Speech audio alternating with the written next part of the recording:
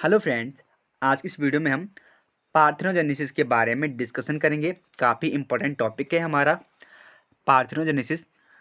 प्रजनन की वह विधि जिससे अंड या मादा युग्मक बिना निषेचन के भ्रूण तथा नए जीवों में विकसित हो जाते हैं, पार्थेनोजेनेसिस कहलाते हैं। कुछ जंतुओं में निषेचन के बिना ही अंडाणु सक्रिय होकर भ्रूणीय विकास द्वारा संतान में विकसित हो जाता है, तो उसी को क्या कहते हैं हम पार्थेनोजेनेसिस कहते हैं। पार्थेनोजेनेसिस को हम चार्ट के थ्रू समझते हैं।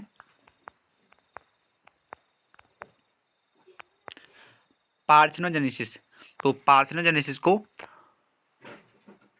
दो पार्ट में डिवाइड किया गया है। नंबर 1 है हमारा, जो पहला पार्ट है नेचुरल पार्थेनोजेनेसिस, और दूसरा पार्ट है इसका आर्टिफिशियल पार्थेनोजेनेसिस। फिर आता हमारा नेचुरल पार्थेनोजेनेसिस को भी टू पार्ट में डिवाइड किया गया है, हैप्लॉइड एंड डिप्लॉइड। डिप्लॉइड को भी फिर टू पार्ट में डिवाइड किया गया है, अमियोटिक और मियोटिक। फिर आता हमारा मियोटिक। मियोटिक को भी टू पार्ट में डिवाइड किया गया है, रेस्टिट्यूशन और ऑटो फर्टिलाइजेशन। और आर्टिफिशियल पार्थेनोजेनेसिस को थ्री पार्ट में डिवाइड किया गया है, केमिकल मीन्स, फिजिकल मीन्स और मैकेनिकल मीन्स।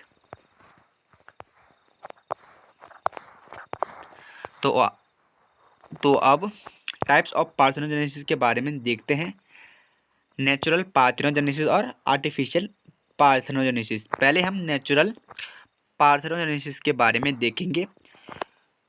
जब प्रकृति में स्वतः पार्थेनोजेनेसिस पाया जाता है तो इसे नेचुरल पार्थेनोजेनेसिस कहते हैं। जब प्रकृति में स्वतः पार्थेनोजेनेसिस पाया जाता है तो उसे ही क्या कहते हैं, नेचुरल पार्थेनोजेनेसिस कहते हैं। नेचुरल पार्थेनोजेनेसिस को टू पार्ट में डिवाइड किया गया है। जो पहला पार्ट है कंप्लीट पार्थेनोजेनेसिस और इनकम्प्लीट पार्थेनोजेनेसिस। तो पहले हम कंप्लीट पार्थेनोजेनेसिस के बारे में देखेंगे।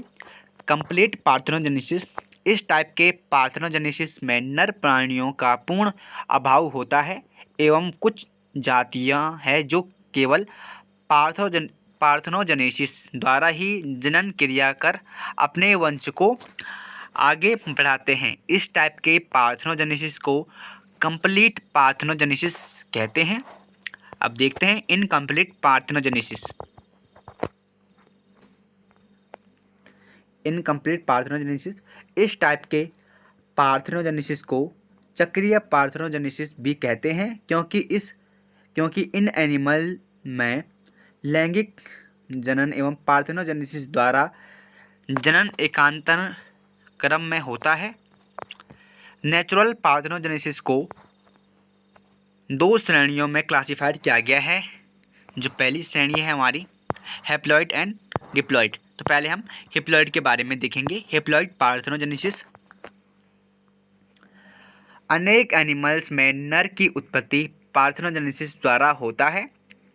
इनमें क्रोमोसोम की संख्या आधी होती है, जबकि फीमेल निषेचित अंडे के द्वारा उत्पन्न होती है, जिसमें क्रोमोसोम की संख्या दुगनी 2x होती है। हैप्लॉइड पार्थेनोजेनेसिस मधुमक्खी में पाया जाता है। जो हमारा हैप्लॉइड पार्थेनोजेनेसिस है यह हमें मधुमक्खी में देखने को मिलता है। दूसरा है हमारा डिप्लॉइड पार्थेनोजेनेसिस। तो डिप्लॉइड पार्थेनोजेनेसिस, यदि डिप्लॉइड अंडों का निर्माण होता है तथा परिवर्तन बिना निषेचन के होता है, उसे डिप्लॉइड पार्थेनोजेनेसिस कहते हैं। यदि डिप्लॉइड अंडों का निर्माण होता है तथा परिवर्तन बिना निषेचन के होता है तो उसे ही क्या कहते हैं, डिप्लॉइड पार्थेनोजेनेसिस कहते हैं।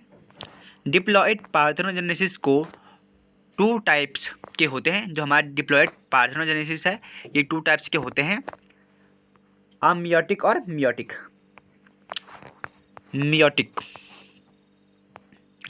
मियोटिक में माइटोटिक डिवीजन को दबा दिया जाता है। मियोटिक डिवीजन की अब्सेंट के कारण इस टाइप के पार्थेनोजेनेसिस को अमियोटिक के रूप में जाना जाता है। एग्जाम्पल इंसेक्ट, जो हमारा आमियाटिक होता है, ये होता है हमारा इंसेक्ट में। दूसरा था हमारा मियोटिक। डिप्लॉयड कंडीशन क्रोमोसोम को डबलिंग के द्वारा प्राप्त की जाती है। क्रोमोसोम में डबलिंग को डिप्लोसिस कहा जाता है। डिप्लॉयड कंडीशन क्रोमोसोम में डबलिंग के द्वारा प्राप्त की जाती है। क्रोमोसोम के डबलिंग को डिप्लोसिस कहा जाता है। डिप्लोसिस कहा जाता है। मियोटिक को 2 पार्ट में डिवाइड किया गया है। नंबर 1 रेस्टिट्यूशन और ऑटो फर्टिलाइजेशन। तो पहले हम रेस्टिट्यूशन के बारे में देखेंगे। रेस्टिट्यूशन इसका परिणाम 2 डिप्लॉयड सेल्स के उत्पादन में होता है। यह डिप्लॉयड एग भ्रूण को विकसित होता है। दूसरा आता है हमारा ऑटो फर्टिलाइजेशन। डिप्लॉयड अंडाणु ध्रुवीय पिंडों में से एक के साथ फ्यूज होकर डिप्लॉयड हो जाता है। अब आता है हमारा आर्टिफिशियल पार्थेनोजेनेसिस। प्रयोगशाला में प्रायोगिक से उत्पादित पार्थेनोजेनेसिस को आर्टिफिशियल पार्थेनोजेनेसिस कहते हैं। आर्टिफिशियल पार्थेनोजेनेसिस का उत्पादन 3 टाइप्स से किया जाता है। जो हमारा आर्टिफिशियल पार्थेनोजेनेसिस का उत्पादन 3 टाइप से किया जाता है। नंबर 1 केमिकल से, केमिकल मीन्स, फिजिकल मीन्स और मैकेनिकल मीन्स। तो केमिकल के थ्रू भी आर्टिफिशियल पार्थेनोजेनेसिस का उत्पादन किया जाता है।